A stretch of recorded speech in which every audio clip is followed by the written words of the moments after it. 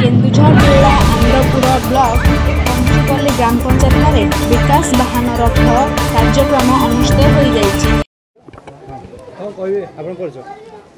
पंचुपल्ली पंचायत सरपंच महोदय ज्योत्स्नामयी पाढ़ी आमर जो विकास वाहन रथ राज्य सरकार द्वारा प्रति ब्लॉक पंचायत रे बुलूची जी आम पंचुपल्ली पंचायत को आसी आम सब एसएच ग्रुप स्वास्थ्यकर्मी सब माँ मैंने भाई मैंने भी आसिक स्वागत जनइलु फूल दीप दीप देकी रथ को स्वागत जनइलु।